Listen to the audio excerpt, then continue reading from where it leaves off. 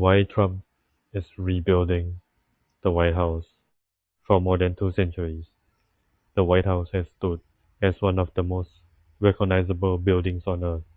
It is more than a residence, more than an office, more than a symbol of government. For millions of people around the world, the White House represents American power itself. Every major president has left behind a legacy. Some left laws, some left wars, some left economic reforms. But now, Donald Trump may be attempting to leave something much more visible, a permanent mark on the White House itself.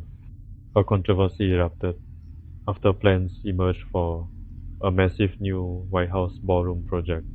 The proposal would create a huge event space capable of hosting large state functions, diplomatic gatherings, and official ceremonies.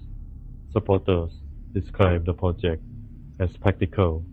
Critics describe it as unnecessary, and opponents argue it could fundamentally alter a historic national landmark.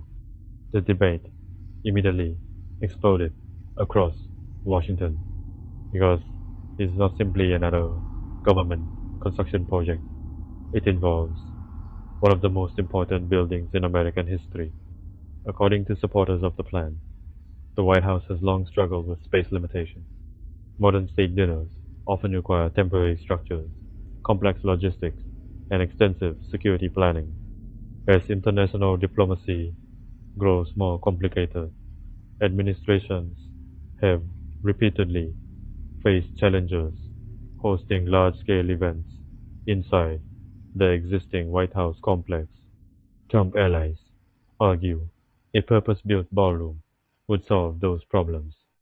They claim it would improve security, increase efficiency, reduce logistical complications, and provide a world-class venue for major diplomatic events.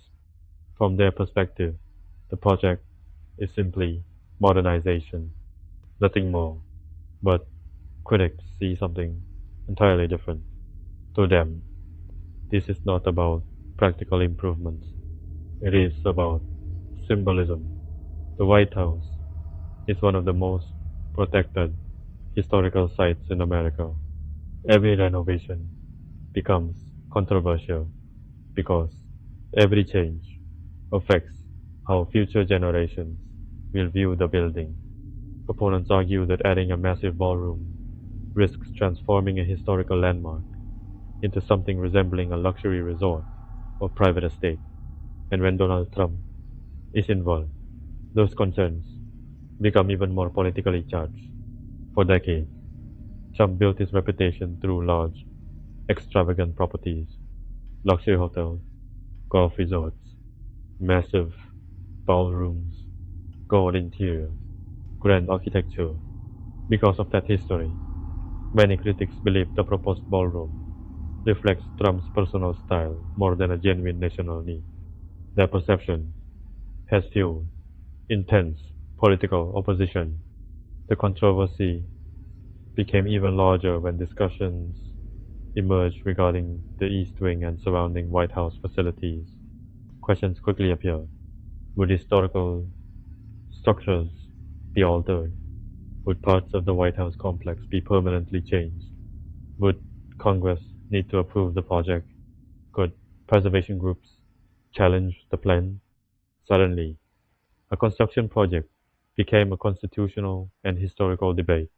Meanwhile, Trump supporters grew increasingly frustrated. They argue critics oppose the project simply because Trump proposed it. They point out that presidents throughout history have modified the White House. New offices have been built, security systems have been upgraded, structures have been expanded. From that perspective, they believe the backlash is politically motivated, yet the controversy refuses to disappear because the White House occupies a unique place in American culture. People may disagree, on policies. They may disagree on elections. They may disagree on presidents. But the White House belongs to the nation itself. And whenever someone proposes changing it, emotions quickly follow. That is why this ballroom project has become much bigger than architecture. It has become a battle over history, a battle over symbolism, and perhaps, most importantly, a battle over what kind of legacy Donald Trump wants to leave behind. Because if the project moves forward, future presidents may spend decades walking through a building that bears Trump's permanent architectural signature. And for both supporters and critics, that possibility changes everything. The $400 billion project dividing America. At first glance, a ballroom seems like an unusual reason for a national political fight. America faces economic challenges, foreign conflicts, immigration debates, election controversies. Yet somehow, a proposed ballroom inside the White House has become one of the most emotionally charged political stories in Washington. Why? Because the argument is no longer about construction. It is about power, history, identity, and the future image of the American presidency. The estimated cost of the proposed White House ballroom has become a major source of controversy. Critics question whether such a massive project is necessary at all. They argue that hundreds of millions of dollars could be spent elsewhere. Supporters respond that the White House is one of the most important government facilities in the world and deserves modern infrastructure capable of hosting major international events. Both sides believe they are protecting America's interests, but beneath the financial arguments lies a deeper conflict. Many Americans fear that once historical landmarks begin changing significantly, there is no way to reverse those changes. The White House is not simply another government building, it is a national symbol, photographed millions of times, studied by historians, visited by world leaders, recognized across every continent. Changing it means changing part of America's national story. That is why preservation groups became involved. Some historians worry that future generations could inherit a White House that looks dramatically different from the one preserved for decades. Others argue history has always evolved.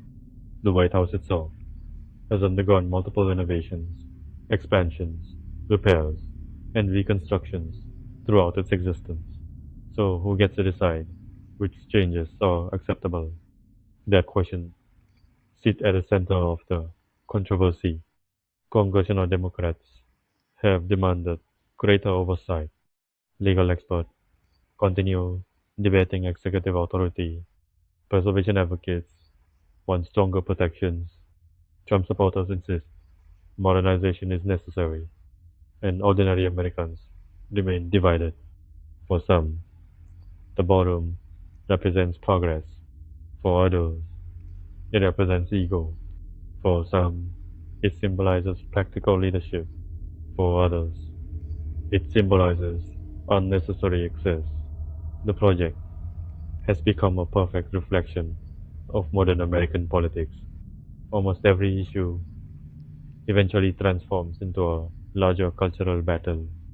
People are no longer debating architecture, they are debating what Trump represents.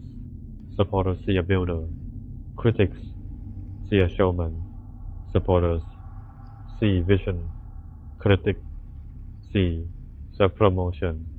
And because opinions about Trump are already so polarized, even a construction project becomes political warfare.